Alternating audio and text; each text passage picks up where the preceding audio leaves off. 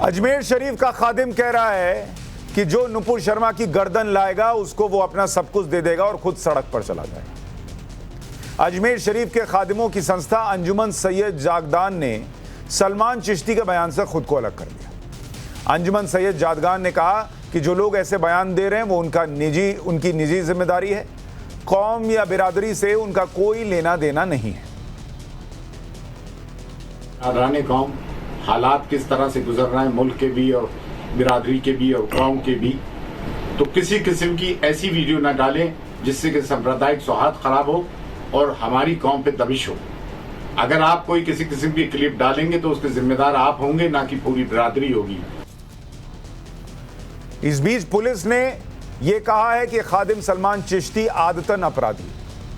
Police जिसे आदतन अपराधी बता रही है वो वहां फिर कर क्या रहा था जिसके बयान से इन लोगों को खुद को अलग करना पड़ा? इस पर पहले ही कार्रवाई क्यों नहीं कर दी गई? पुलिस के मुताबिक सलमान चिश्ती पर हत्या की कोशिश और लड़ाई झगड़े के कई मामले दर्ज हैं। रात से ही खादिम की तलाश चल रही है लेकिन अभी तक गिरफ्तारी नहीं हो पाई है। एक तरफ सलमान चिश्ती सिर काटने के लिए लोगों को उकसा रहा है, दूसरी तरफ अजमेर के जिला बार एसोसिएशन के एक वकील भानु प्रताप सिंह चौहान को सोशल मीडिया पर गर्दन काटने की धमकी दी गई। दावा है कि पीड़ित वकील एक यूट्यूब चैनल पर डिबेट कर रहे थे। इस दौरान सोहेल सैयद नाम के व्यक्ति ने कमेंट करके धमकी दी कि अब तेरी गर्दन कटे। धमकी के बाद पीड़ित वकील ने शिकायत दर्ज करा दी। अजमेर शरीफ के बाद अब बात अमरावती मर्डर केस की भी आपको बता देता हूं, जहां उमेश कोले हत्याकांड में अब तक का सबसे बड़ा खुलासा हुआ है। अभी तक की जांच में सामने आया है कि हत्या से एक दिन पहले उमेश कोले ने ब्लैक फ्रीडम नाम से अपने एक व्हाट्सएप ग्रुप में नुपुर शर्मा के समर्थन में एक पोस्ट शेयर किया और इसी के बाद अगले दिन उमेश कोले की हत्या कर दी गई। इस ब्लैक फ्रीडम ग्रुप में हत्या का आरोपी यूसुफ खान भी जुड़ा था। ग्रुप में उसका नाम यूसुफ सर के नाम से सेव्ड है और उमेश कोले का नाम अमित मेडिकल के नाम से सेव है। ग्रुप में उमेश कोले ने पीएम मोदी की तारीफ में भी कुछ पोस्ट शेयर किए। उमेश कोले की ऐसे ही पोस्ट से कुछ कट्टरपंथी नाराज थे और साजिश के तहत उनकी हत्या कर दी गई। खतरनाक यह है कि वो लोग जो उस ग्रुप में थे वो भी उमेश को जानते थे, उमेश जी भी उन्हें जानते थे। और अब सवाल इसी बात का खड़ा हो रहा है कि अगर जानने पहचानने वाले लोग अगर ऐसे काम करेंगे तो फिर विश्वास किस पर किया जाएगा? अजमेर शरीफ जहां कई हिंदू चादर चढ़ाने जाते हैं, वहां का खादिम अगर यह कह रहा है नुपुर शर्मा का गला काट दो मैं सब कुछ दे दूंगा, तो कैसे विश्वास किया जाएगा? और सवाल इस बात का भी उठ रहा है कि कैमरे के सामने यह वीडियो आ गया तो पता चल गया कि यह कह रहा है कि जो गला काट के लाएगा उसको सब कुछ दे दूंगा। अगर यह वीडियो ना आया होता तो यह तो पता भी नहीं चलता। और यह भी नहीं पता है कि इसने वीडियो आने के पहले कितनों का इसी तरीके से ब्रेन वॉश किया होगा कि जो गर्दन काट के लाएगा मैं उसको सब कुछ दे दूंगा।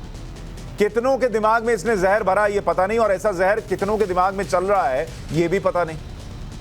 इसलिए राष्ट्रवाद में आज का सवाल है कि अजमेर के तालिबानी खादिम जैसे गला काट सोच वाले कितने घूम रहे हैं? कैमरे पर खुली धमकी दी तो पीछे कितनों का ब्रेन वॉश हुआ होगा?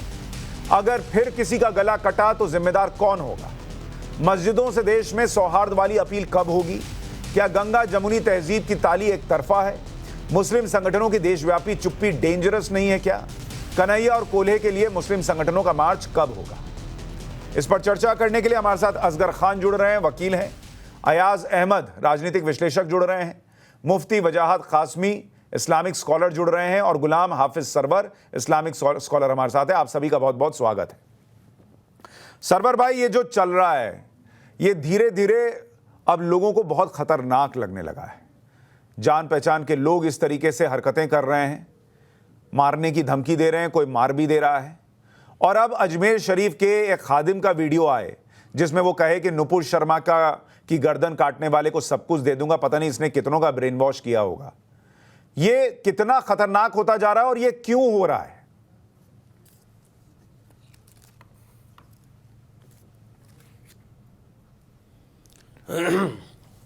देखिए, ये दो मायनों में बड़ा दुर्भाग्यपूर्ण है।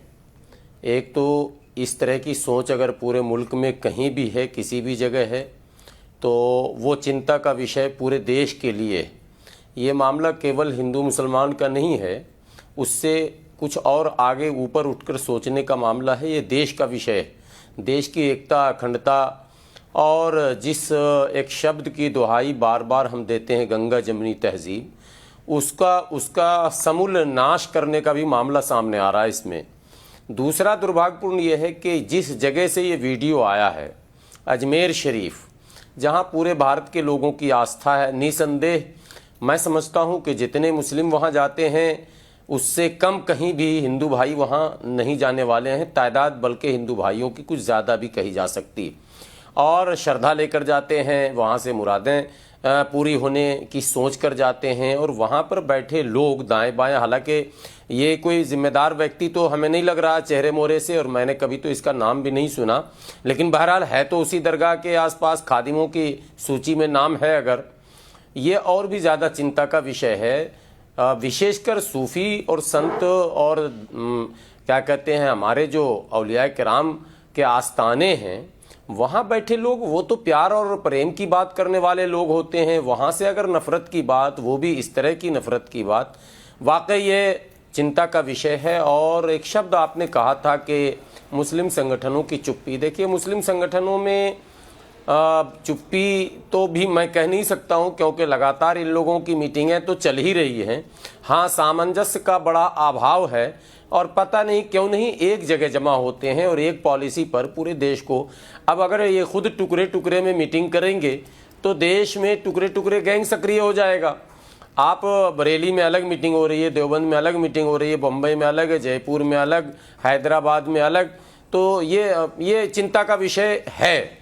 और मैं आपके चैनल से आह्वान करूंगा तमाम मुस्लिम संगठनों सरवर भाई एक बात बताइए, जो मेरा मूल प्रश्न था कि आज की तारीख में लोगों के मन में प्रश्न ये आ गया कि ऐसे सरतन से जुदा वाले और कितने घूम रहे हैं और उनके आसपास जो है वो इस सोच का नहीं है, ये कैसे पता चलेगा? ये जो आप खुद कह रहे हैं हिंदू भाई भी जाते हैं दरगाह पर अजमेर शरीफ, वो इस भरोसे के साथ कैसे जाएं कि उन्होंने कभी किसी मुद्दे पर कोई बात लिखी हो जो इनको पसंद आई हो ना आई हो, और कोई उनके साथ ऐसा नहीं करेगा?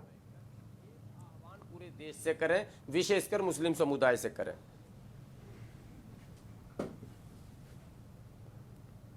आपको आवाज जा रही है? चलिए आपका ऑडियो ठीक कराता हूं। असगर खान साहब जी, अब आवाज आई। ठीक है, असगर खान साहब, ये बेसिक सा प्रश्न उठने लगा है कि ऐसा सर काटने वाले और कितने घूम रहे हैं और किनके दिमाग में ये जहर चल रहा है? कौन जो है वो पहचान में आएगा, कौन नहीं आएगा, किस पर भरोसा करें, किस पर नहीं करें, ये अब प्रश्न उठने लगा है। क्योंकि अब अजमेर शरीफ के अगर वहां से ऐसी बातें होंगी, अगर कोई खादिम ऐसी बात करेगा तो लोग तो पूछेंगे फिर।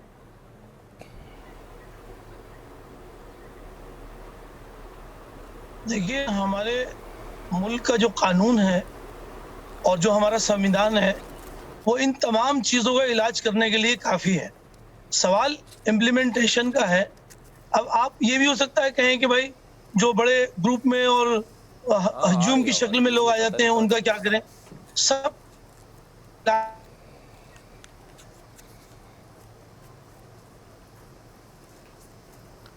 असगर खान साहब, आपका फ्रेम चला गया, ऑडियो ठीक नहीं है। मैं आपके पास लौटता हूं, फिर इस पर बात करता हूं।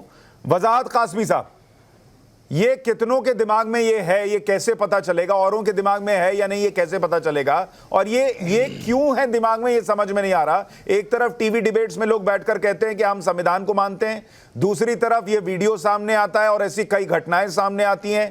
कौन यही सरतन से जुदा सोच रहा है? अब तो यही नहीं पता चल रहा।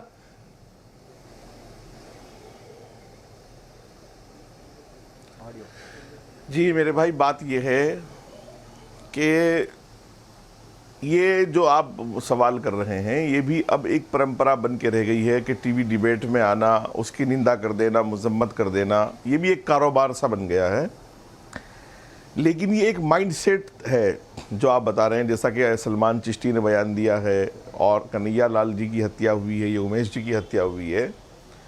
ये माइंडसेट कोई मेरे भाई एक दिन में तैयार नहीं हुआ, और हमें रियल चीज़ों पर, असली चीज़ों पर बात करनी चाहिए, बनावटी बात नहीं करनी चाहिए। जो हमारी एक लीडरशिप है, जो हमारे नौजवानों को, जो हमारे यूथ को, स्टूडेंट्स को, बच्चों को, काम करने वालों को जो जिनके अंदर नया खून है उनको सिस्टम के खिलाफ उकसा रही है।